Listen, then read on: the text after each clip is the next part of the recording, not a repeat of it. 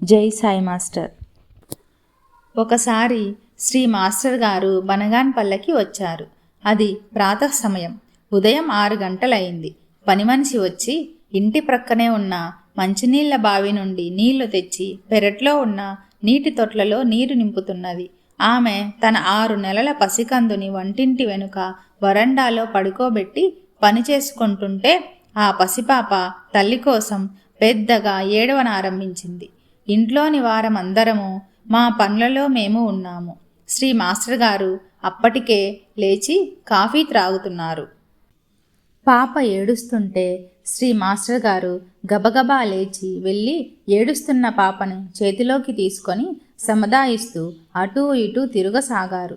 నిజం చెప్పాలంటే ఆ పాప చాలా మురికి బట్టలతో, తల నిండా ఒంటి నిండా ఆముదంతో, చాలా జిడ్డుగా, ఎంతో అశుభ్రంగా ఉంది. శ్రీ మాస్టర్ గారికి అదేమీ పట్టలేదు. పాపను ఎంతో ఆప్యాయంగా ఎత్తుకున్నారు. ఇంతలో పాప తల్లి వచ్చి మాస్టర్ గారి వద్ద నుంచి పిల్లను తీసుకున్నది. ఆయన నిరహంకారి మాత్రమే కాదు, మూర్తీభవించిన మానవత్వమే శ్రీ భరద్వాజ మాస్టర్ గారు అని అంటే అతిశయోక్తి కాదు. శ్రీ మాస్టర్ గారు సకల జీవుల పట్ల ప్రేమానురాగాలను కలిగి ఉండేవారు. విద్యానగర్లో ఉన్నప్పుడు ఎన్నో కుక్కలు వారి సత్సంగ హాల్లోకి వచ్చి కూర్చునేవి.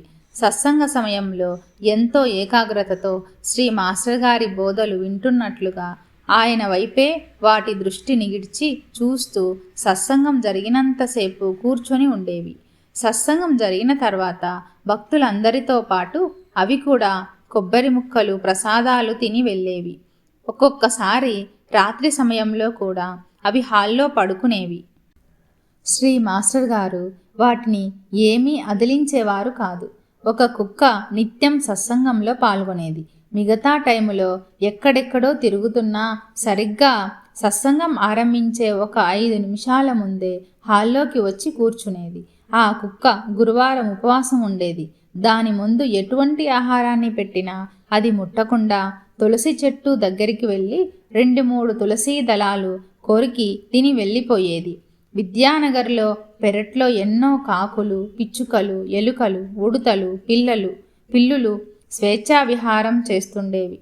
వాటన్నింటికీ శ్రీ మాస్టర్ గారు, శ్రీ అమ్మగారు ఆహారం వేసేవారు. ఉదయం టిఫిన్ తినే టైము కల్లా కాకులు విధిగా హాజరయ్యేవి.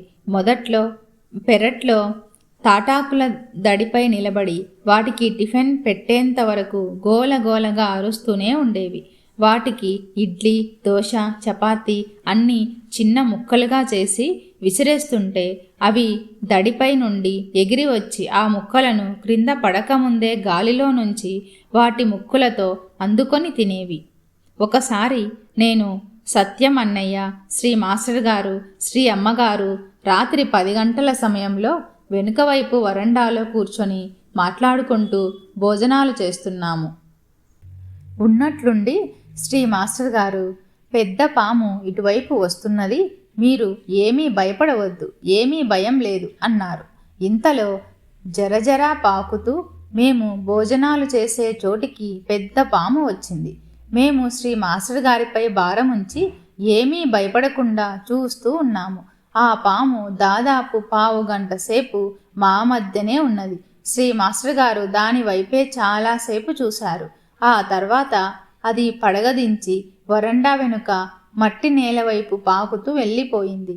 ఎవరైనా మహాత్ముడు ఆ రూపంలో శ్రీ మాస్టర్ గారిని దర్శించేందుకు వచ్చారేమో అనిపించింది.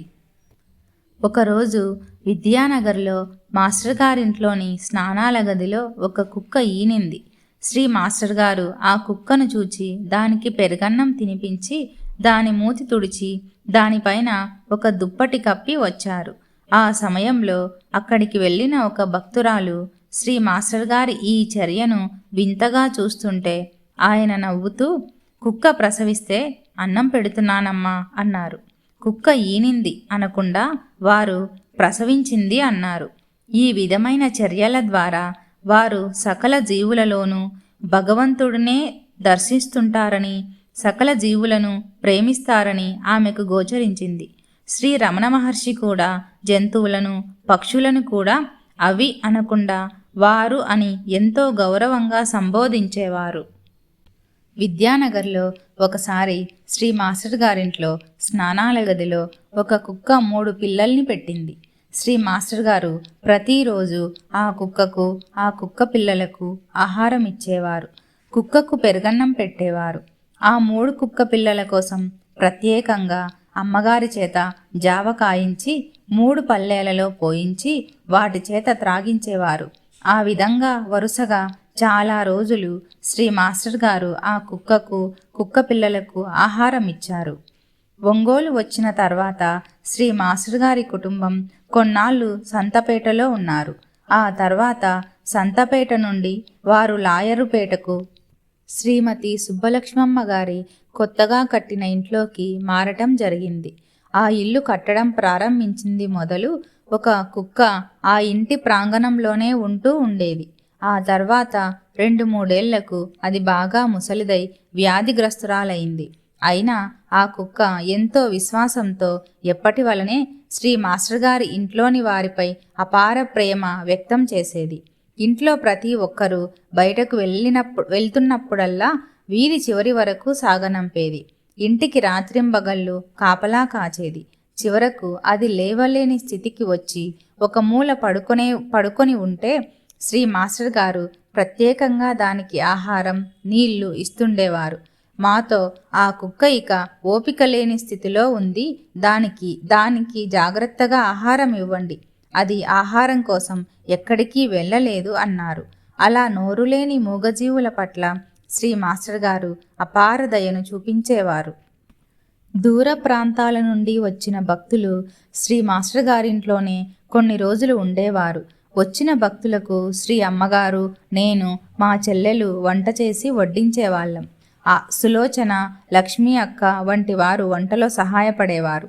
అలా ప్రతిరోజు ఎందరో భక్తులకు వంట చేసి పెట్టే భాగ్యం నాకు, మా చెల్లెలికి లభించటం మా పూర్వజన్మ పుణ్యంగా భావిస్తాను. ఒక్కొక్కసారి ఇంట్లో 20-25 మంది అతిథులకు కూడా మేము కాఫీ, పలహారాలు, వంటలు చేయగలిగామంటే అది నిజంగా శ్రీ మాస్టర్ గారి దివ్యశక్తిగానే భావిస్తుండేవాళ్ళం. నేను మొట్టమొదటగా విద్యానగర్ వెళ్ళినప్పుడు వరుసగా 4 నెలలు ఉన్నాను. ఈ 4 నెలల్లో నేను ఎన్నో ఆధ్యాత్మిక విద్య గురించిన, సాధన గురించిన బోధనలను శ్రీ మాస్టర్ గారి నుండి తెలుసుకొన్నాను. ఆయన ఆశీస్సులతో, అనుగ్రహంతో నేను బనగానపల్లెకి తిరిగి వెళ్ళిన తర్వాత మా ఇంట్లో తీవ్ర సాధన చేయనారంభించాను. నేను ఇంతకు ముందు చెప్పినట్లుగా నా సాధన ఎంతో అద్భుతంగా సాగింది. అయితే అదంతా కేవలం శ్రీ మాస్టర్ గారి అనుగ్రహం తప్ప వేరేమీ కాదన్నది అక్షర సత్యం. శ్రీ మాస్టర్ గారు ఒక్కొక్కసారి ఇంట్లోని వారికి, సత్సంగ భక్తులకు కూడా అన్నము, ఆవకాయ పచ్చడి తమ స్వహస్తాలతో కలిపి చేతులతో ముద్దలు పెట్టి తినిపించేవారు. ఆయన తమ బిడ్డలమైన మాకందరికీ ఆ విధంగా అన్నపు ముద్దలు తినిపిస్తూ తమ వాత్సల్యాన్ని, అపార మహత్తును ఆ అన్నంలో కలిపి తినిపించేవారేమో. ఆ అన్నము ఎంతో రుచిగా ఉండేది. ఆ దివ్య ప్రసాదం తినిన భక్తుల పాపాలన్నీ ప్రక్షాళనమయ్యేవని నా దృఢ నమ్మకం.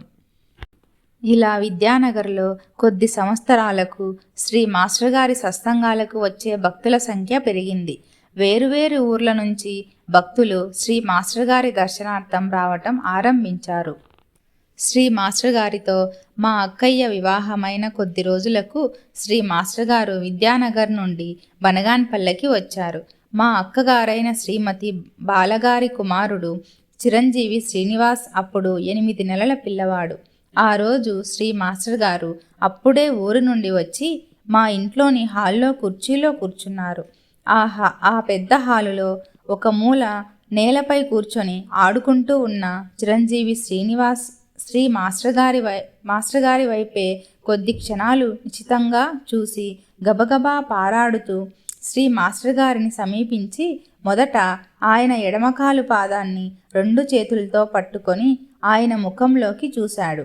తర్వాత తన చిన్న చేతులు పైకి జరుపుతూ శ్రీ మాస్టర్ గారి మోకాలు పట్టుకొని ఆయననే చూస్తూ లేచి నిలబడ్డాడు. శ్రీ మాస్టర్ గారు నవ్వుతూ వాడిని ఎత్తుకున్నారు. మేమంతా ఆ దృశ్యాన్ని ఎంతో సంతోషంగా చూస్తున్నాము. శ్రీ అమ్మగారు శ్రీ మాస్టర్ గారితో పిల్లవాడి ఆరోగ్యం బాగుండటం లేదని చెప్పారు. శ్రీ మాస్టర్ గారు స్నానాల గదిలోకి స్నానం చేసేందుకు వెళ్తూ చిరంజీవి శ్రీనివాస్ను తీసుకువెళ్లారు. ఆయన కొన్ని నీళ్లను తమ నోటితో పుక్కిలించి నోటితోనే చిరంజీవి శ్రీనివాస్ శరీరంపై వదిలారు. అలా 3 సార్లు చేశారు. ఆ తర్వాత స్వయంగా తామే ఆ బిడ్డకు స్నానం చేయించారు.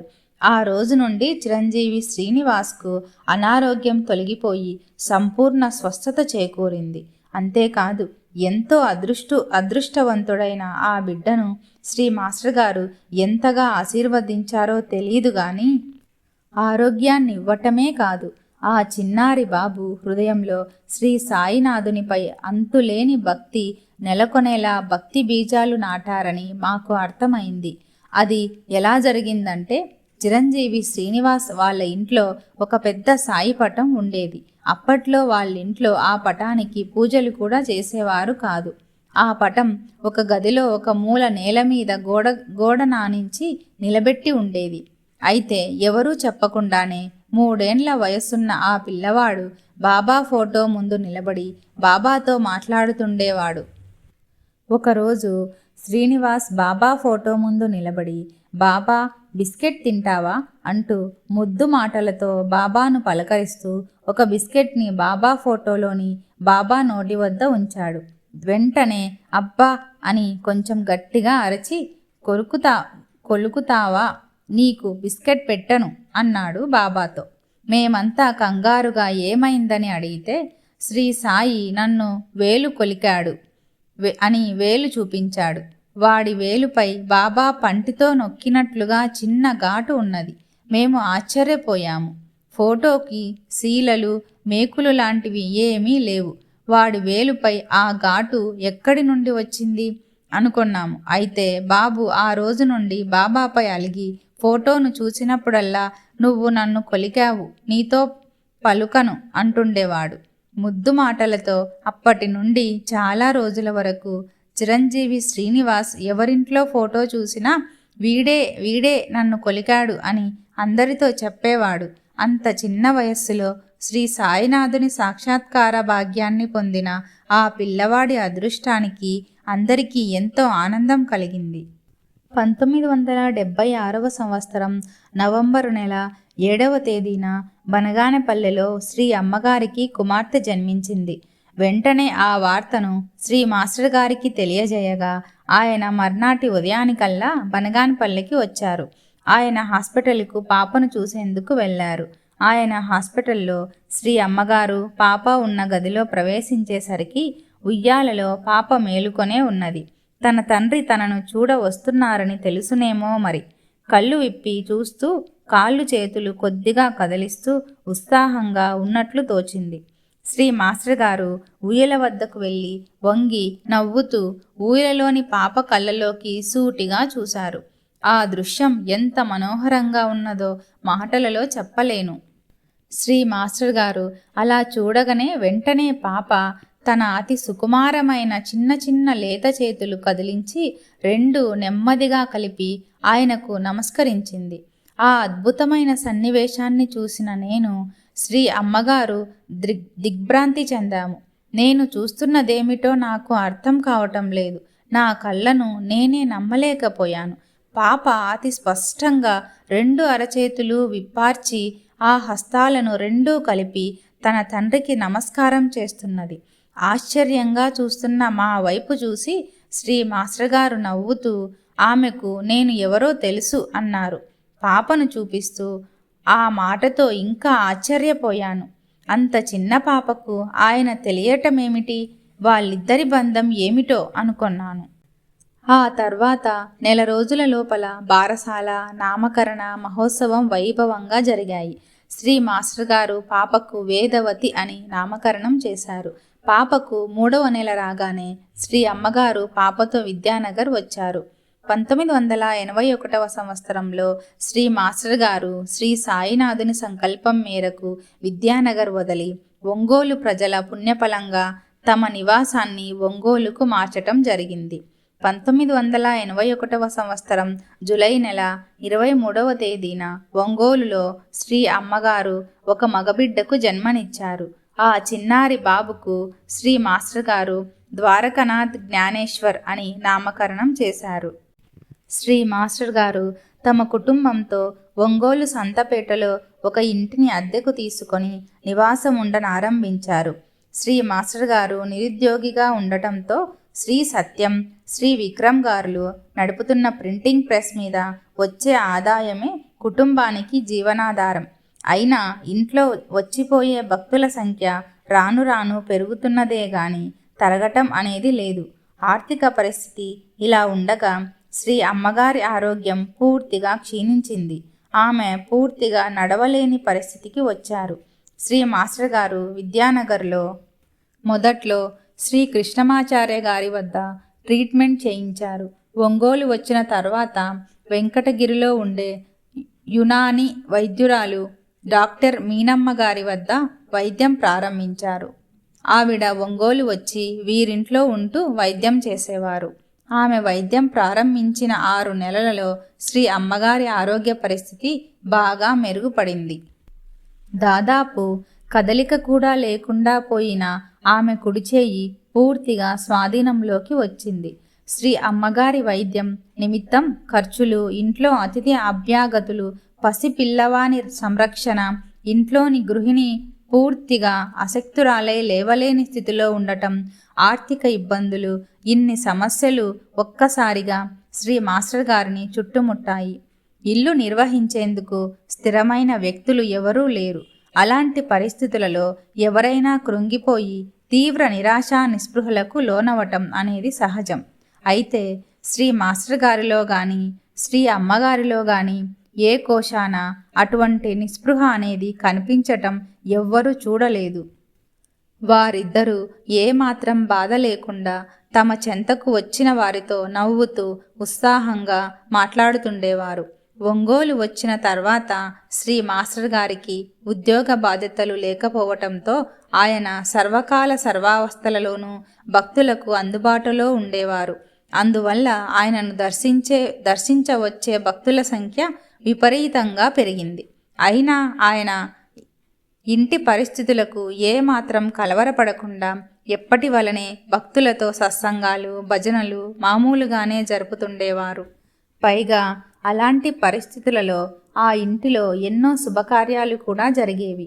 శ్రీ అమ్మగారి తమ్ముడు శ్రీ సత్యంగారి ఉపనయనం, వివాహం, చెల్లెలు అనసూయ వివాహం, శ్రీ విక్రమ్ గారి వివాహం అన్నీ వారు సంతపేటలో ఉండగానే జరిగాయి.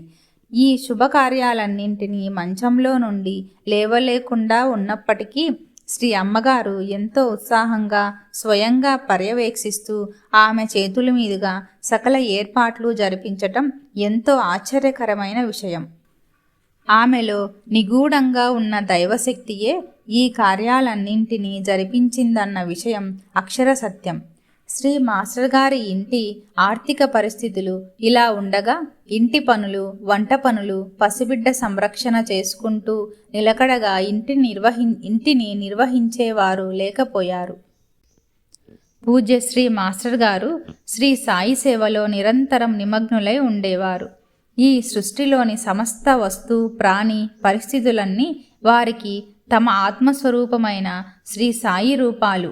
వారు ఇంటికి వచ్చే ఎందరో భక్తులను ఆప్తులుగా, తమ స్వంత కుటుంబీకులు లాగా ఆదరించేవారు. సత్సంగత్వంతో వారి మనసులను నింపేవారు. అట్టి వారి ఇంట్లో ఆధ్యాత్మిక విద్య సర్వతోముఖముగా నెలవై ఉండేది. అయినప్పటికీ చూచేవారికి మాత్రం ఆర్థిక పరిస్థితి కష్టంగా ఉన్నట్లు అనిపించేది.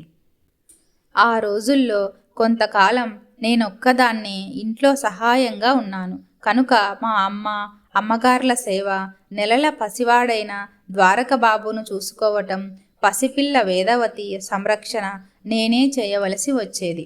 అలాంటి సమయంలో ఒకరోజు శ్రీ మాస్టర్ గారు శ్రీ అమ్మగారితో, ఒక్కతే పనులు చూసుకొనటం వలన శ్రీదేవికి పనిభారం బాగా ఎక్కువైంది. అన్నంలో రాగిపిండి వేసి రాగి సంగటి చేయించు, మజ్జిగ పోసుకొని తిందాము. రాగి జావలో పోషక పదార్థాలుంటాయి కనుక బలవర్ధకంగా కూడా ఉంటుంది అన్నారు. ఆ మాటలు విని నేను మా అమ్మ చాలా బాధపడ్డాము. బంగారు పల్లెరాలలో పంచభక్ష పరమాన్నాలను నివేదించుకొనవలసిన ఆ మహనీయునికి ఇలాంటి భోజనం వండి వడ్డించటమా అని ఎంతో ఆవేదన చెందాము. నేనేమీ శ్రమపడటం లేదు, అన్ని పదార్థాలతో మామూలుగా వంట చేయగలను అని చెబుదామనిపించింది. అమ్మగారు మాత్రం మర్నాడే ఆయన ఆజ్ఞ పాటించటానికి సిద్ధమైనారు. ఇంతలో మర్నాటి ఉదయానికల్లా ఒక భక్తుడు కూరగాయలు, పిండి వంటలతో సహా అన్ని పదార్థాలు తీసుకొచ్చి భక్తితో మాస్టర్ గారికి సమర్పించుకొన్నాడు. దైవలీల ఎంత చిత్రం! అయినా నా భక్తులకు అన్నవస్త్రాలకు లోటు రానివ్వను అని ప్రతిజ్ఞ చేసిన సాయిబాబా తమ ముద్దుబిడ్డడైన శ్రీ మాస్టర్ గారికి, ఆయన కుటుంబానికి అన్న పానీయాల విషయంలో లోటు ఎలా రాణిస్తారు? ఇలా ఎన్నోసార్లు జరిగేది. ఆ కుటుంబం ఇలా చిత్ర విచిత్రమైన దైవలీలలతో అలలారేది. ఈ గృహం అందరి గృహాల వంటిది కాదు, ఇది నిజంగా బాబా గృహమే అన్న విషయాన్ని మాటిమాటికి గుర్తు చేస్తుండేది. శ్రీ మాస్టర్ గారు భోజనం చేసే ముందు కొంత అన్నం బయట పెట్టమని, ప్రకృతి మనకు ప్రసాదించిన ఆహారాన్ని మనం తినే ముందు కొంత ప్రకృతిలోని జీవులకు నివేదించిన తర్వాత తినటం ధర్మమని చెప్పేవారు. శ్రీ మాస్టర్ గారు చెప్పిన ఈ ఆదేశాన్ని ఆయన భక్తులందరూ పాటించటం జరుగుతున్నది. జై సాయి మాస్టర్.